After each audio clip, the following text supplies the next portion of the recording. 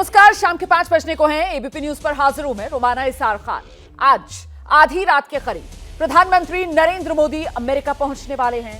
वैसे तो पीएम मोदी पहले भी 7 बार अमेरिका का दौरा कर चुके हैं, लेकिन यह दौरा इन मायनों में खास है क्योंकि पहली बार स्टेट गेस्ट के तौर पर अमेरिका प्रधानमंत्री नरेंद्र मोदी जा रहे हैं। स्टेट गेस्ट होने के साथ साथ पीएम मोदी अमेरिकी कांग्रेस के जॉइंट सेशन में भाषण देने वाले हैं और यह दूसरा मौका होगा जब प्रधानमंत्री नरेंद्र मोदी अमेरिकी कांग्रेस के जॉइंट सेशन को संबोधित करेंगे और इसके साथ ही वो पहले भारतीय प्रधानमंत्री बन जाएंगे जिन्होंने 2 बार अमेरिकी कांग्रेस के जॉइंट सेशन को संबोधित किया हो। इसके अलावा ये दौरा इन मायनों में भी खास कि पीएम मोदी पहली बार योग दिवस को भारत के बाहर मनाएंगे।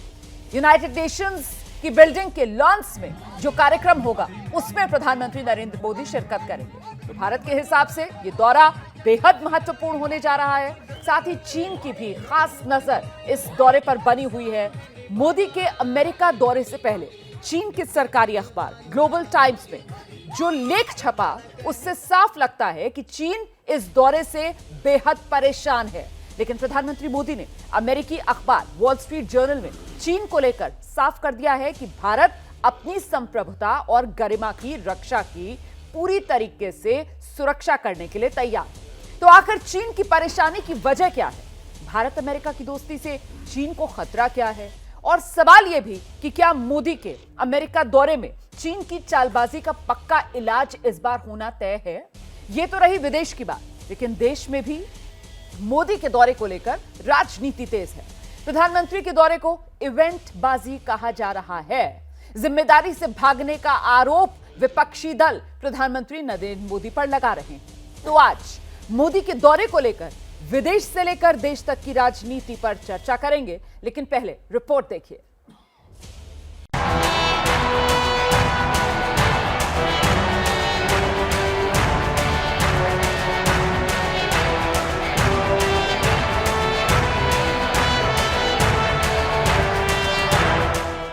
वैसे तो प्रधानमंत्री बनने के बाद नरेंद्र मोदी का ये 8वां अमेरिका दौरा है, लेकिन इस बार की अमेरिकी यात्रा 2 वजहों से बेहद खास है। पहली वजह ये कि पीएम मोदी पहली बार हिंदुस्तान के बाहर योग दिवस के मौके पर योग का झंडा बुलंद करेंगे और दूसरी वजह ये कि 9 साल में पहली बार पीएम मोदी अमेरिका के स्टेट गेस्ट बनकर वहां जा रहे हैं। पूर्व राष्ट्रपति सर्वपल्ली राधाकृष्णन और पूर्व पीएम मनमोहन सिंह के बाद पीएम मोदी भारत की तरफ से अमेरिका के तीसरे स्टेट गेस्ट बने हैं। We are Sikh diaspora is very enthusiastic to greet Pradhan Mantri Modi ji here, and we have been waiting. And this is the first time as a world leader we are ready to welcome him. And Modi है तो मुमकिन है। प्रधानमंत्री नरेंद्र मोदी के दौरे से पहले New York मोदीमय हो गया है। अमेरिकी सरकार से लेकर भारतीय समुदाय के लोगों के बीच जबरदस्त उत्साह है। इस यात्रा का ऐतिहासिक महत्व है और इस ऐतिहासिक महत्व के जरिए वो दुनिया में एक नया इतिहास भी प्रधानमंत्री नरेंद्र मोदी लिखने जा रहे हैं, क्योंकि सहयोग के साथ साथ शांति के संदेश के साथ साथ प्रधानमंत्री नरेंद्र मोदी की राष्ट्रपति जो बाइडेन से जो द्विपक्षीय बातचीत होगी तो उसमें तमाम रक्षा और सामरिक मसलों पर भी चर्चा होगी। अमेरिकी दौरे से पहले पीएम मोदी ने वहां के एक अखबार को दिए इंटरव्यू में दोनों देशों के बीच रिश्तों को लेकर भरोसा जताया। पीएम मोदी ने कहा, भारत और अमेरिका के नेताओं के बीच अभूतपूर्व विश्वास है। भारत और अमेरिका के रिश्ते सबसे मजबूत दौर में हैं। यूक्रेन युद्ध पर पीएम मोदी ने साफ किया कि भारत तटस्थ नहीं है बल्कि शांति के पक्ष में है। पीएम ने यह भी कहा कि यूएन में बदलाव लाना बेहद जरूरी है। चीन को संदेश देते हुए मोदी ने यह भी कहा कि हमारी सोच शांति की है, लेकिन हम हर हालात के लिए तैयार हैं। Prime Minister of India will be the first leader in independent India to address the US Congress twice. वहीं पीएम मोदी के दौरे पर देश में सियासत भी जारी है। मैं शुभकामनाएं देता हूं कि देश हित में वो सुरक्षा परिषद में चाहे अस्थायी सीट का मसला हो या भारत के हित हो, वहां पे दृढ़तापूर्वक अपनी बात रखें। प्रधानमंत्री जी, आज़ादी के पहले दुनिया को मालूम है कि आपके पार्टी के संगठन का भूमिका क्या थी। आप कहते हैं कि आजादी के बाद नेहरू, गांधी, शास्त्री को अपमानित करते करते आप अटल बिहारी वाजपेयी जी को भी अपमानित कर देते हैं। आज आपका जो स्वागत होगा वहां पहुंचने पे, इन्हीं सब की देन है। 170 से अधिक देशों ने संयुक्त राष्ट्र संघ में इसका समर्थन नहीं किया था, वो इसके द्वितीय प्रस्तावक बने थे। They have not just supported this resolution of international yoga day, they have become the second proposer. यह इस बात का प्रमाण था कि मोदी जी ने किस दृढ़ता के साथ भारत की किस क्षमता को किस रूप में आकर स्थापित करके रखा, और संयोग से योग दिवस पर इस बार स्वयं प्रधानमंत्री जी अमेरिका में होंगे। उधर पीएम मोदी के दौरे को लेकर चीन की बेचैनी दिखने लगी। चीन के सरकारी अखबार ग्लोबल टाइम्स ने लिखा कि अमेरिका चीन का सामना करने और उसकी आर्थिक प्रगति को रोकने के लिए भारत को आगे बढ़ाने की कोशिश करता दिख रहा है। ग्लोबल टाइम्स ने ये भी लिखा है कि अमेरिका भारत को ढाल के रूप में इस्तेमाल कर रहा है। साफ है कि भारत और अमेरिका के बीच दोस्ती से चीन छटपटाया हुआ है।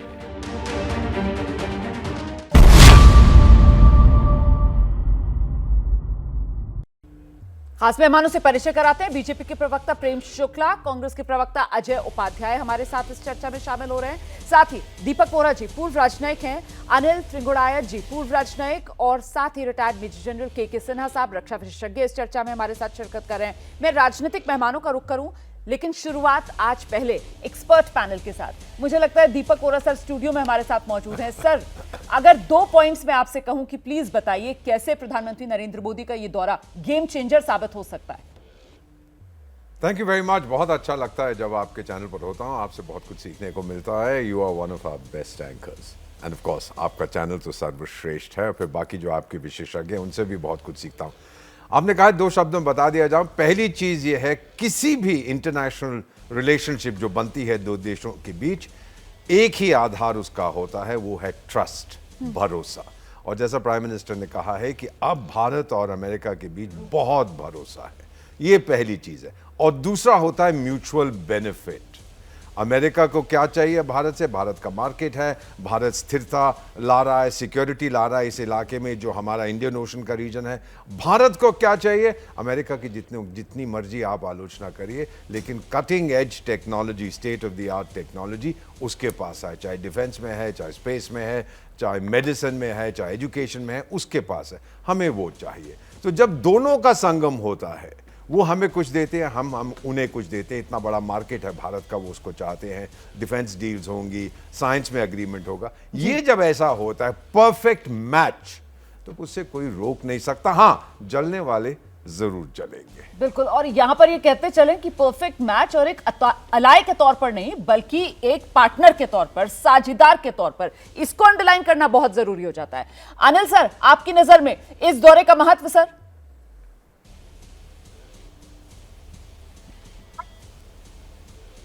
देखिए, सबसे बड़ा महत्व तो ये है कि ये भारत के लिए एक बहुत बड़ी बात है। और बड़ी बात इसलिए है कि अमेरिका इस बात को, हमारे उनसे डिफरेंसेस रहे हैं रशिया यूक्रेन वॉर के ऊपर में लेकर के, लेकिन उसके बावजूद वो ये जानता है कि भारत आज प्रधानमंत्री मोदी के संरक्षण में किस तरह से कहाँ तक पहुँच गया है और कितना स्ट्रांग हो गया है। फॉरेन पॉलिसी का मामला हो, इकोनॉमी हो, फास्टेस्ट ग्रोइंग इकोनॉमी है हमारी, और 3rd लार्जेस्ट पीपीपी टर्म्स में है।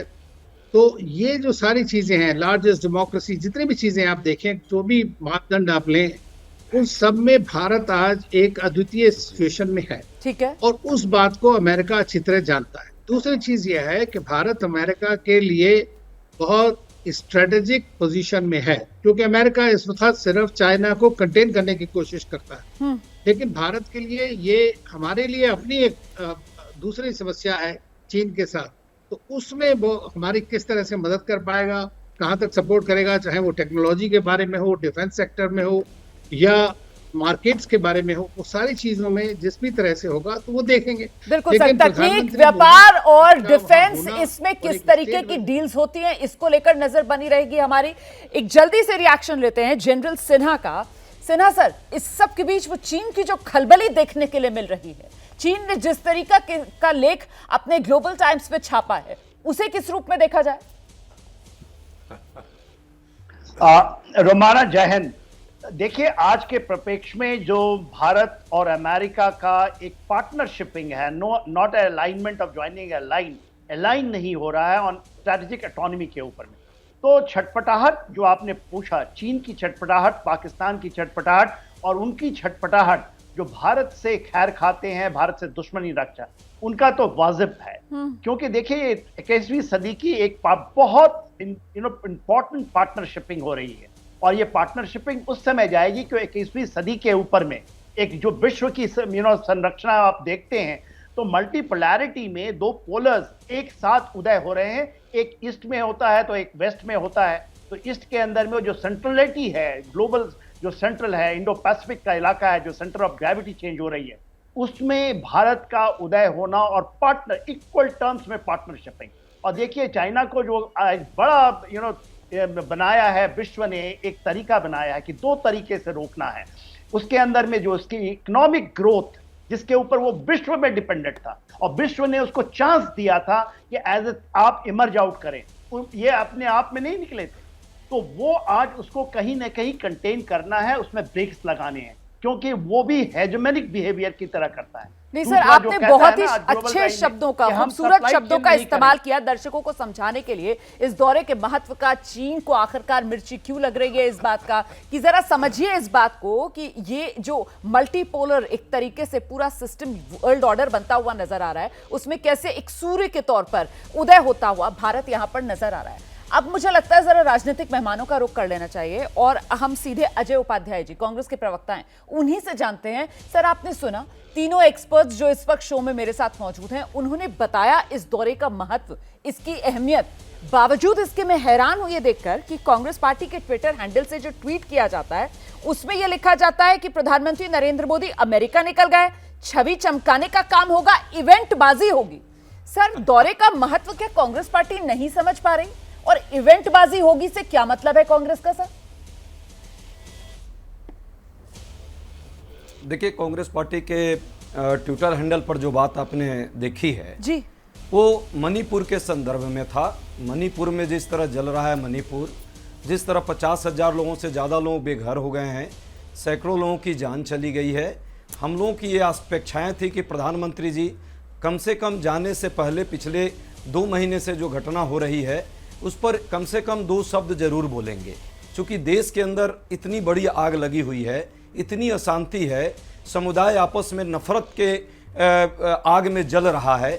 वहां पे मुझे लगता है प्रधानमंत्री जी की एक ड्यूटी और दायित्व है। सिर्फ उस दायित्व को हमने ड्यूटी और दायित्व कुछ नहीं बनता है कि एक तरफ जब देश के प्रधानमंत्री अमेरिका के दौरे पर जा रहे हैं, स्टेट विजिट पर जा रहे हैं सर, और वो भी एक ऐसा दौरा जिस पर न सिर्फ अमेरिका, न सिर्फ भारत, दुनिया भर की निगाहें टिकी हुई हैं। और जिस बात का जिक्र अभी हम कर रहे थे कि चीन जैसे देश जो हैं उनमें तो खलबली मिर्ची लगी हुई है सर, उनके अखबारों में तो ऐसे लेख छप रहे हैं कि उनको समझ में आ रहा है इस दौरे की अहमियत क्या है। और यहाँ हमारे यहाँ घरेलू सियासत ऐसी कि इस दौरे को ही कम कर कर आंका जा रहा है सर। क्या ये संदेश नहीं जाएगा सर? क्या इसको ओछी राजनीति नहीं कहा जाएगा सर? देखिए, पहली बात कि ये सोचने वाले के ढंग पर है और अपने अपने नजरिए पर है।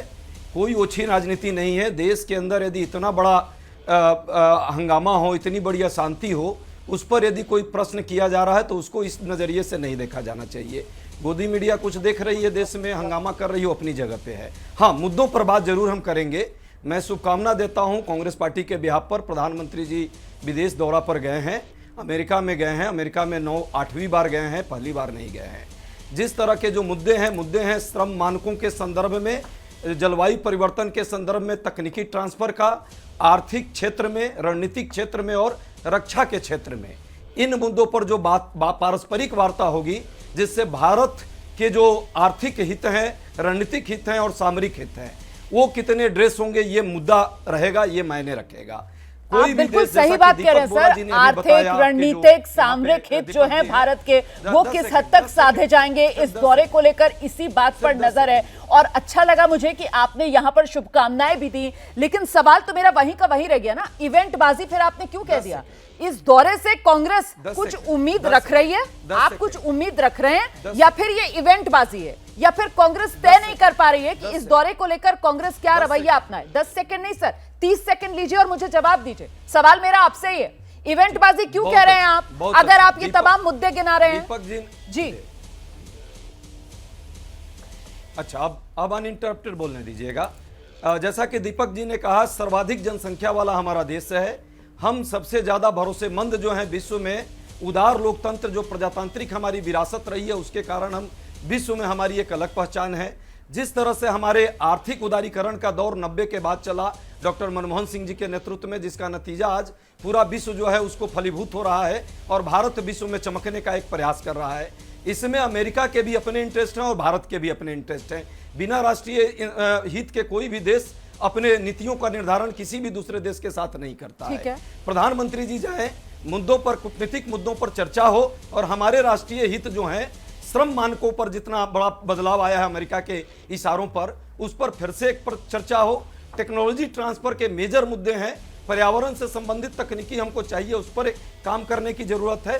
इन मुद्दों पर बात हो। इवेंटबाजी इसलिए कही जा रही है कि 8वीं बार गए हैं, पहली बार नहीं गए हैं। अभी तक के जो पुराने जो उदाहरण हैं हम सबने देखा है, भारत भारत भारत होना चाहिए, मोदी मोदी मोदी नहीं होना चाहिए। ठीक है, भारत के कारण मोदी जी या किसी भी प्रधानमंत्री की पहचान है, पहले भी थी और आगे भी रहेगी। ठीक है सर, मैं जवाब लेती हूँ। प्रेम शुक्ला जी, आपने सुना, जवाब दीजिए सर। भारत भारत भारत नहीं सुनाई पड़ता है, मोदी मोदी मोदी सुनाई पड़ता है और ये कांग्रेस को खलता है सर, बुरा लगता है।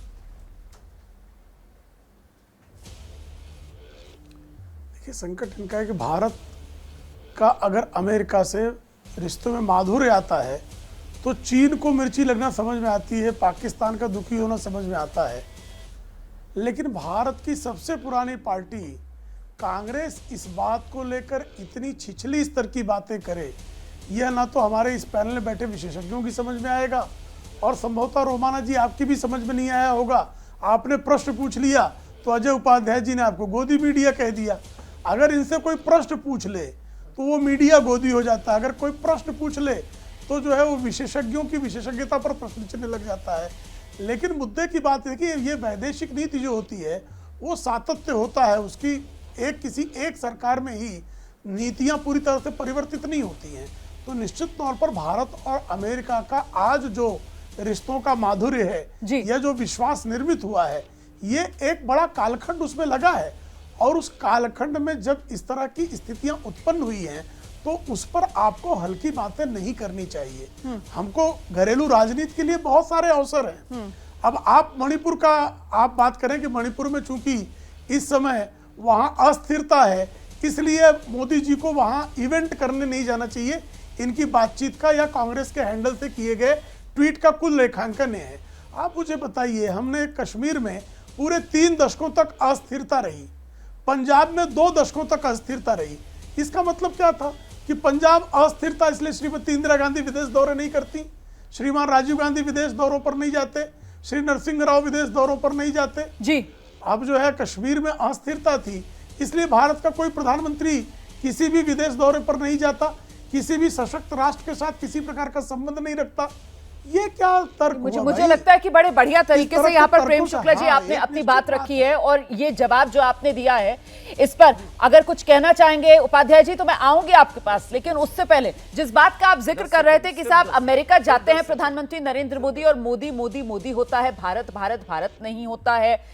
वोरा सर, क्या प्रधानमंत्री नरेंद्र मोदी अगर विदेश जाते हैं और वहां मोदी मोदी मोदी होता है तो भारत और मोदी को अलग करके देखा जा सकता है क्या सर? मोदी जो है वो देश के प्रधानमंत्री और जाहिर सी बात है मोदी मोदी मोदी अगर हो रहा है तो ये तो भारत ही की जयकारा है ना। मैं आपको इसका जवाब वो मैसेज पढ़ देता हूँ जी, जो एक अमेरिकन सेनेटर मेरे बहुत मित्र हैं, अभी तक तो मैं न्यूयॉर्क में था और उन्होंने मुझे एक मैसेज भेजा है इंग्लिश में, मैं उनका नाम तो नहीं बताऊंगा because it's a confidential message, Hindi में उसका अनुवाद कर देते हैं, जितना कर सकता हूँ करता हूँ। बोले, ambassador Deepak, you were right, it's magic, it's the Modi magic in America.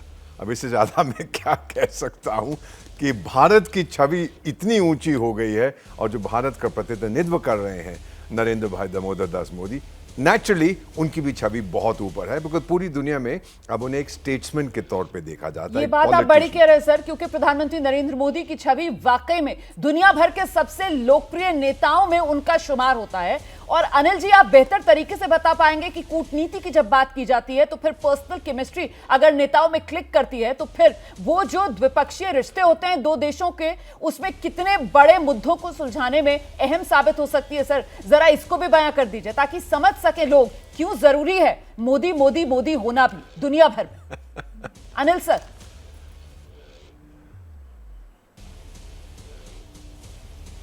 देखिए, ऐसा है कि कोई भी ऑब्जेक्टिवली भी कोई आदमी अगर देखेगा तो वो इस बात को जरूर मानेगा कि मोदी जी में एक अजीब तरह का ऐसा चार्म है जिससे उनकी जो नेता लोग हैं दुनिया के, पब्लिक की बात छोड़िए, जो नेता लोग हैं दुनिया के, उनके साथ उनकी काफ़ी एक आत्मीयता हो जाती है। लोग बड़ा पसंद करते हैं इस बात, और ये मैंने देखा है कई बार। एक्चुअली मैं जॉर्डन में जब एम्बेसडर था, वहाँ के लोग भी ये बोलते थे कि भाई हमारे यहाँ ऐसा प्रधानमंत्री हो जाता। तो ये एक चीज़ ऐसी है कि आज लीडर तो लीडर होता है ना, तो जिस भी तरह की बात करें, और जो आज डिप्लोमेसी होती है आज की डेट में वो काफ़ी बदल चुकी है, और डिप्लोमेसी आज की डेट में टॉप लेवल पे, लीडर्स के लेवल पे होती है। तो बड़ी से बड़ी चीज़ें जो हैं डिस्कस हो जाती हैं वन ऑन वन मीटिंग्स के बीच में, जिसको तहत बोलते हैं हम लोग। तो ये मेरा मानना है कि अगर आप ये कहें कि क्यों है क्या है, तो इसको क्वेश्चन करना ठीक नहीं है। हर एक इंसान, हर एक लीडर का अपना एक आप जो बात कह रहे हैं सर, मुझे लगता है अजय उपाध्याय जी आपको जवाब मिला होगा सर। और इससे तो कहीं ना कहीं जो भारत का कद है वही बढ़ता हुआ नजर आता है। जब अमेरिका के राष्ट्रपति आकर प्रधानमंत्री नरेंद्र मोदी से कहते हैं कि साहब मुझे ऑटोग्राफ चाहिए आपका, या फिर जब ऑस्ट्रेलिया के प्रधानमंत्री कहते हैं कि मोदी इज द बॉस, तो सर हर भारतीय का जो सीना है वो फख्र से चौड़ा हो जाता है। सर, इस पर कांग्रेस पार्टी को आपत्ति क्यों है? फिर सवाल वही आता है सर, घरेलू सियासत वाला। इस पर आप जवाब दीजिएगा, लेकिन इस बीच एक बड़ी खबर है, बता देते हैं जरा दर्शकों को। ये ब्रेकिंग न्यूज, अहमदाबाद के दरियापुर में भगवान जगन्नाथ की रथ यात्रा के दौरान एक हादसा हो गया है। इस वक्त की बड़ी खबर, रथ यात्रा देखने के लिए लोग एक इमारत की तीसरी मंजिल की बालकनी में खड़े हुए थे और उसी दौरान बालकनी का ये हिस्सा नीचे गिर गया। इस हादसे में कई लोगों के घायल होने की खबर है। ये तस्वीरें भी हम आपको दिखा रहे हैं, ये मोबाइल फोन में कैद हुई तस्वीरें हैं जो आप इस वक्त देख रहे हैं। देखिए किस तरीके से ये भगवान जगन्नाथ की रथ यात्रा निकल रही है और इसी दौरान ये पुरानी सी इमारत और इसमें ऊपर की मंजिल पर जो बालकनी में लोग खड़े हुए थे, अचानक से वो हिस्सा नीचे आकर गिरता है। अहमदाबाद में यह हादसा हुआ है, दरियापुर का ये इलाका है। भगवान जगन्नाथ की रथ यात्रा के दौरान यह हादसा हो गया। रथ यात्रा देखने के लिए भीड़ यहां पर जमा थी और उसी दौरान ये हादसा। ये देख रहे हैं आप इमारत, इसी इमारत का जो तीसरी मंजिल है इमारत की, उसकी बालकनी में जो लोग खड़े हुए थे वो सीधे नीचे आकर गिरते हैं। बालकनी का हिस्सा टूटता है और सीधे नीचे आकर गिरता है तीसरी मंजिल में। फिलहाल राहत और बचाव की टीम मौके पर पहुंच चुकी है। जो लोग चोटिल हुए हैं उन्हें नजदीकी अस्पताल में लेकर जाया जा रहा है, मलबा हटाने का काम किया जा रहा है। अहमदाबाद की ये तस्वीरें, बालकनी गिरने से हादसा, अहमदाबाद का दरियापुर इलाका। जब दरियापुर इलाके से भगवान जगन्नाथ की रथ यात्रा गुजर रही थी, उसी दौरान उसे देखने के लिए बड़ी तादाद में लोग जुटे हुए थे। सड़क के दोनों तरफ जो इमारतें हैं वहां पर भारी भीड़ थी लोगों की। इसी दौरान एक इमारत में तीसरी मंजिल की बालकनी में जो लोग मौजूद थे, देखते ही देखते वो नीचे सड़क पर आ गए थे। हम सीधे रुक करते हैं, मेरे साथ मेरे वरिष्ठ सहयोगी रौनक पटेल इस वक्त मौजूद है। जरा जानते हैं रौनक से क्या अपडेट मिल रहा है। रौनक, कितने लोग बताया जा रहा है घायल हुए इस हादसे में? देखिए, जो जानकारी मिली है उसके हिसाब से 11 लोग घायल हैं, जख्मी हैं। उसमें से 10 जितने लोगों को ज्यादा इंजरी नहीं है, लेकिन एक युवक है जो वस्त्राल करके इलाका है, वहां से यहाँ दर्शन करने आया था रथ यात्रा का, वो सीरियस बताया जा रहा है। उनको अहमदाबाद की जो BAPS की अस्पताल है वहां भर्ती किया गया है। कुल जो 11 जख्मी है उसमें से 6 लोगों को BAPS की अस्पताल और 5 लोगों को सरकारी अस्पताल में भर्ती किया गया है। ये काफी पुराना इलाका है दरियापुर, और दरियापुर की जो 3 मंजिला इमारत थी, जो नीचे कॉमर्शियल था, ऊपर रेसिडेंशियल था, वो काफी पुराना था, वो पहले से डेंजरस था। इस प्रकार की नोटिस भी दी गई थी। हालांकि वहां लोग रहते नहीं थे, लेकिन क्योंकि रथ यात्रा वहां से गुजरने वाली थी तो कई लोग उसकी छत की जो ऊपरी मंजिला बालकनी थी, वहां पर रथ यात्रा का इंतजार कर रहे थे। रथ यात्रा निकले ठीक उसके पहले करीब 4:30 बजे के आसपास यह हादसा हुआ। आप देख सकते हैं किस प्रकार से बालकनी, क्योंकि काफी पुरानी थी और ऊपर लोग भी ज्यादा थे, तो बालकनी नीचे गिरी और बालकनी के नीचे गिरने के साथ साथ उसके मलबे के जो नीचे खड़े जो लोग वो भी उसके नीचे आ गए और कुल मिलाकर 11 इंजर्ड हुए। काफी अफरा तफरी का माहौल था, लेकिन क्योंकि पुलिस बंदोबस्त था, इलाके में एम्बुलेंस भी थी, सबको इलाज के लिए पहुंचाया जरूर गया, लेकिन एक युवक जो वस्त्राल से आया हुआ था उसकी हालत गंभीर बताई जा रही है। बड़ी जानकारी दे रहे हैं हमारे सहयोगी रौनक पटेल। ये भगवान जगन्नाथ की रथ यात्रा अहमदाबाद के दरियापुर इलाके से जब गुजर रही थी उसी दौरान ये हादसा हुआ है। कुल 11 लोग जख्मी बताए जा रहे हैं, जिनमें 10 को तो मामूली चोटें आई हैं, लेकिन एक युवक बताया जा रहा है वो गंभीर रूप से घायल है जिसका इलाज चल रहा है। रौनक, आप बता रहे कि ये जो इमारत है पहले ही जर्जर होने की वजह से नोटिस दे दिया गया था और इमारत में कोई रह नहीं रहा था ऊपर की मंजिल में। सिर्फ और सिर्फ ये लोग सिर्फ रथ यात्रा देखने के लिए आसपास के इलाकों से जो पहुंचे हुए थे वो इस इमारत में चढ़ गए थे। बिल्कुल, क्योंकि काफी सारी भीड़ होती है, लाखों की तादाद अहमदाबाद की सड़कों पर गुजरती है और रथ यात्रा जो है वो अब अंतिम पड़ाव में होती है। यहाँ से होते हुए जगन्नाथ मंदिर वापिस आते हैं, निज मंदिर वापिस आती है। क्योंकि भीड़ ज्यादा होती है तो लोग जो इमारतें होती है आसपास की वहां ऊपर चढ़ते हैं और क्योंकि बंद इमारत थी तो काफी लोग चढ़े थे। आप देख सकते हैं तस्वीरों में भी, पहले फ्लोर पे भी कुछ लोग खड़े थे, दूसरे फ्लोर पे भी था, तीसरे फ्लोर पे भी खड़े थे और नीचे भी इतनी ही भीड़ थी।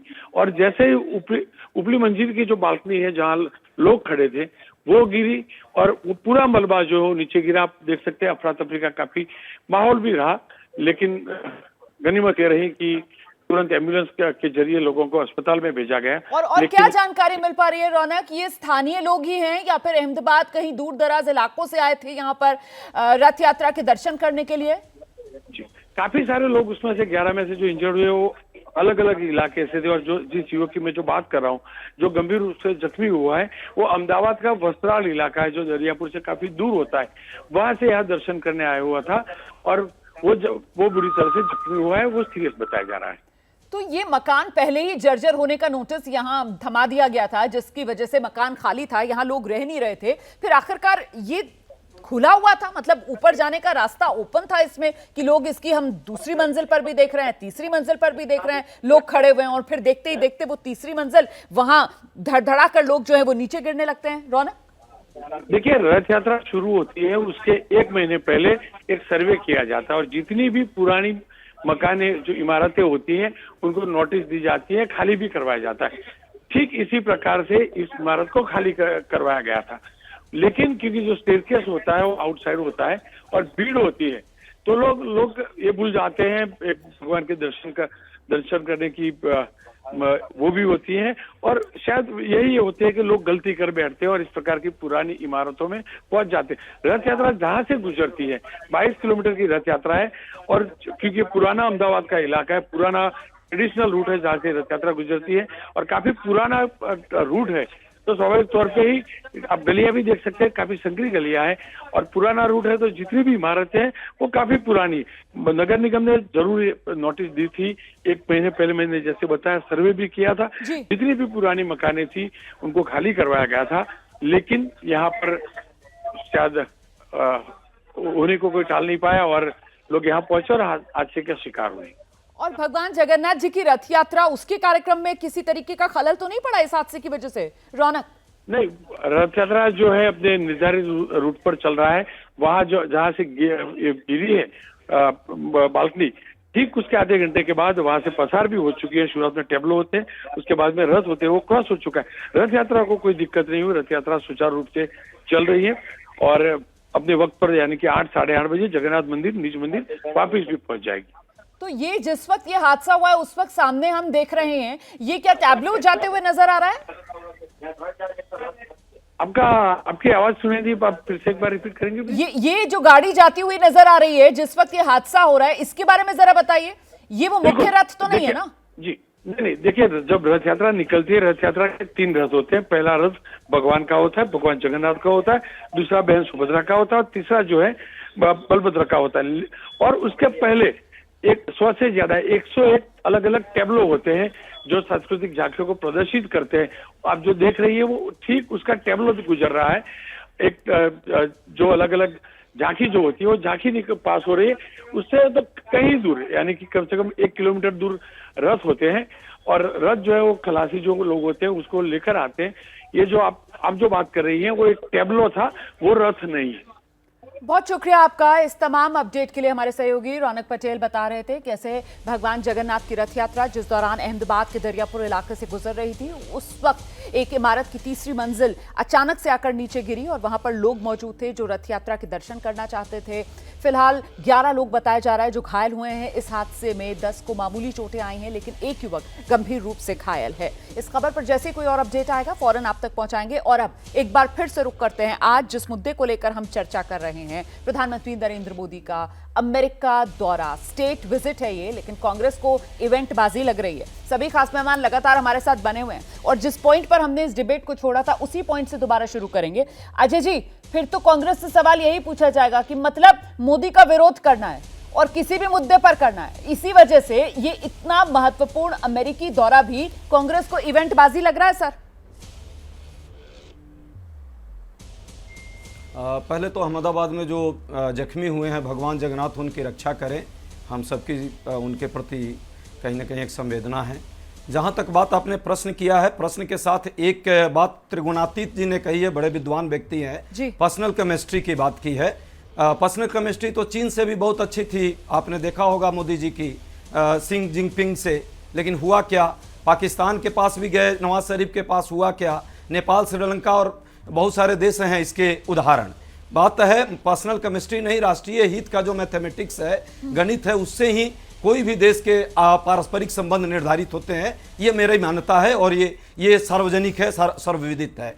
जहाँ तक बात हमारे साथी ने कही शुक्ला जी ने, शुक्ला जी, अमेरिका के रिश्तों से हमें कोई नाराजगी हो नहीं है, न हो सकती है।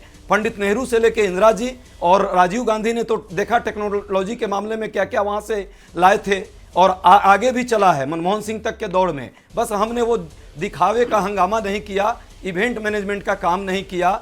हमारा काम था जो मूल मुद्दे हैं, कोर मुद्दे हैं, उन कोर मुद्दों पर भारत को क्या मिलना चाहिए उन पर हम बार्गेन करते थे। हाँ, आपत्ति आपको होती थी जब 1, 2, 3 करार हमने किया था, परमाणु असैनिक करार, याद कीजिएगा पार्लियामेंट के पटल पर सरेआम भाजपा के लोगों ने कांग्रेस पार्टी और सारे सरकार को राष्ट्रद्रोही कहा था।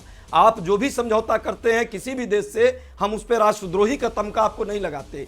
राष्ट्र हित में जो बातें होती है हम उन्हीं पर आगे बढ़ते हैं। हमारा यह मानना है कि विदेश नीति का कोर जो है राष्ट्रीय हित है, सभी देशों को उसी पर आना पड़ता है। चाहे आप जितना इवेंट कर लें, चाहे आप जितना हंगामा कर लें, चाहे आप जितना दिखावा कर लें, ये सब बाहरी चीजें होती है। शुक्ला जी, इसका कोई पर्सनल अर्थ नहीं होता। केमिस्ट्री के यदि सब्जेक्ट में ज्यादा नंबर लाने के चक्कर में राष्ट्रीय हित वाला जो गणित है उस सब्जेक्ट में नंबर कम रह जाते हैं, ये आरोप कांग्रेस की तरफ से लगाए जा रहे हैं। पता नहीं अजय उपाध्याय जी 2008 में परमाणु समझौते के बाद भारतीय जनता पार्टी ने कांग्रेस को कब राष्ट्रद्रोही कहा, मेरी समझ के बाहर है, कभी नहीं कहा था। दूसरी बात, आप पंडित जवाहरलाल नेहरू की बात कर रहे हैं। पंडित नेहरू के जमाने में ही यह सत्य है कि भारत को आपने सोवियत संघ के पाले में डाल दिया। कारण इसी का था कि सिंटो और सीटो जैसे ऑर्गेनाइजेशंस में पाकिस्तान को अमेरिका ने प्राथमिकता दी। इस सत्य से जो भी वैदेशिक नीति को जानता है कोई इंकार नहीं कर सकता। और जब चीन ने भारत पर 1962 में आक्रमण किया और भारत की 38,000 वर्ग किलोमीटर भूखंड को पचा गया वो, तब उस समय श्रीमान पंडित जवाहरलाल नेहरू ने तब जो है अमेरिका के तत्कालीन राष्ट्रपति को अपने आंसुओं से सना हुआ पत्राचार किया था। उसके बाद भी वो जो है संयुक्त राष्ट्र में चीन के पक्ष में खड़े हो गए कि चीन को जो है वो स्थायी सदस्यता का प्राप्त होनी चाहिए। तो ये होता है राष्ट्रीय हितों की कुर्बानी देना। दूसरी बात, 1987 में चीन गए थे राजीव गांधी जी बहुत दिनों बाद, और उसके बाद चीन हमारी सीमा में घुस आया। और तो जाने दीजिए 2006 में जब हू जिनताओ चीन के राष्ट्रपति भारत आए थे तो डॉक्टर मनमोहन सिंह सारे राष्ट्र शिष्टाचार के नियमों को तोड़कर उनको एयरपोर्ट पर रिसीव करने गए थे। उसके बाद चुलसुल में और जो है जोरावर किले पर चीन ने कब्जा कर लिया। तो आप मोहन सादे रहे, टाइम्स ऑफ इंडिया के एक पत्रकार ने उस पर खबर छाप दी तो उसको जेल भेज दिया। आप क्या बातें करते हो। और छोड़ दीजिए, आप परमाणु समझौता हुआ 2008 में, तो सिंह इज किंग का नारा क्यों लग रहा था? परमाणु समझौता तो अमेरिका और भारत के बीच में हुआ था। और तो और भारत की पार्लियामेंट में खड़े होके राहुल गांधी आपके नेता ने कहा था कि कलावती के घर में प्रकाश जो है इस परमाणु समझौते से आएगा। कलावती के पति ने आत्महत्या की थी, उसके दामाद ने भी आत्महत्या कर ली। कलावती के घर में 2008 से 2014 के बीच में रोशनी नहीं पहुंची थी जनाब। और मुझे बता दीजिए उस परमाणु समझौते के बाद भारत ने कौन सा परमाणु संयंत्र लगाया और क्या लाभ हुआ भारत को 2008 से 2014 का बता दीजिए कृपा करके मुझे। और तो और देवयानी खोबरागड़े भारत की राजनयिक थी, उनका कैविटी चेक हो रहा था, ये आपकी स्थिति थी साहब। ये सब क्या भारत के हित में हो रहा था? जरा उत्तर दीजिएगा। ठीक है सर, मैं एक्सपर्ट्स पैनल का प्रोक करूंगी, लेकिन उससे पहले जल्दी से आप जवाब दे दीजिए अजय उपाध्याय जी। बड़ा अच्छा, बहुत अच्छा। मुझे 10 सेकंड। भारत अमेरिका संबंध के वो जो जब करार की बात आई थी तो मुझे ध्यान नहीं है, सिर्फ ये डॉक्यूमेंटेड है, पार्लियामेंट के पटल पर भी डॉक्यूमेंटेड है। इनके नेता मुरली मनोहर जोशी जी ने स्पष्ट कहा था कि ये भारत विरोधी स्टैंड है और इसको जैसे हम सत्ता में आएंगे, पार्लियामेंट बेशक पास कर दी है, अमेरिका और भारत के साथ बेशक समझौता हो गया है, राष्ट्रद्रोही कहा लेकिन इसको जो है हम निरस्त करेंगे, जबकि ऐसा आपने होता नहीं आपने और कहा राष्ट्रद्रोही। हाँ, राष्ट्र विरोधी भी अजय जी राष्ट्रद्रोही कहा, राष्ट्रद्रोही काम नहीं कहा था, बिल्कुल नहीं कहा था। पूरा आप मुझे दिखा दीजिए, आप देखिए दिखा दीजिए। मैं राजनीति पर चर्चा करना पार्लियामेंट के पटल पर है, कभी नहीं कहा गया। पार्लियामेंट के पटल पर है, पटल में दिखा दीजिए राष्ट्रद्रोही। फिर ऐसा मत करें, अपने पैर पे कुल्हाड़ी न मारें। ये बुक है और पार्लियामेंट के पटल पर है, पार्लियामेंट के पटल पर है, आप देखिएगा। अब इसमें क्या आप अपना जूम करवाइए, कैमरा को जूम करवाइए। अरे आप जूम करवाइए ना अजय उपाध्याय जी, आप लाइन पढ़ दीजिए। अजय उपाध्याय जी, आप शब्द या वो लाइन पढ़ दीजिए। स्पष्ट है, स्पष्ट है आज। अरे स्पष्ट है, अरुण सिन्हा और शौरी, सुनिए ना, सिन्हा और शौरी दोनों ने इस मसले पर सरकार की प्रतिक्रिया ठीक नहीं है, सरकार ने देशद्रोह का काम किया है और हम जब आएंगे तो इस पूरे विस्तृत प्रतिक्रिया दिया और कहा कि बंद कर देंगे। चलिए ठीक है सर, मुझे लगता है जरा सा एक्सपर्ट पैनल का आप रुख करते हैं, क्योंकि सियासी आर पार तो यूं ही चलता रहेगा। जनरल सिन्हा, मैं आपसे ये जानना चाहती हूँ कि प्रधानमंत्री नरेंद्र मोदी के इस अमेरिकी दौरे, जिसको लेकर भारत से लेकर अमेरिका और पूरी दुनिया को उम्मीदें बढ़ी हैं, सबसे बड़ी चुनौती लेकिन क्या रहने वाली है सर आपकी नजर में? देखिए रोमाना, जिस तरह से चुनौती है, एक चुनौती है कि किसी भी तरीके से हम उसके एलाई ना बने, हम उसके पिटलग्गू ना बने। और पिटलग्गू आप नहीं बनेंगे जब आप स्ट्रेटेजिक ऑटोनॉमी के ऊपर, और ये एक डिक्टेटर हमारा स्ट्रेटेजिक एक प्रोनाउंसमेंट है जिसके ऊपर हम खरे खरे चल रहे हैं।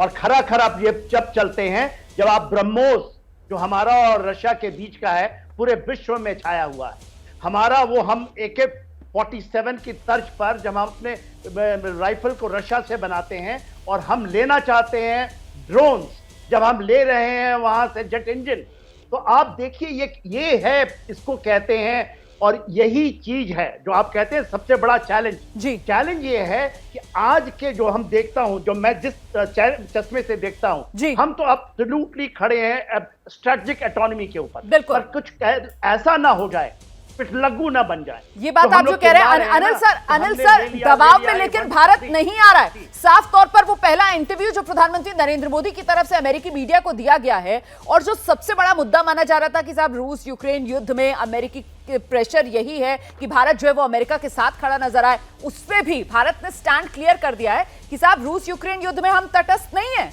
बल्कि हम तो शांति के पक्षधर हैं।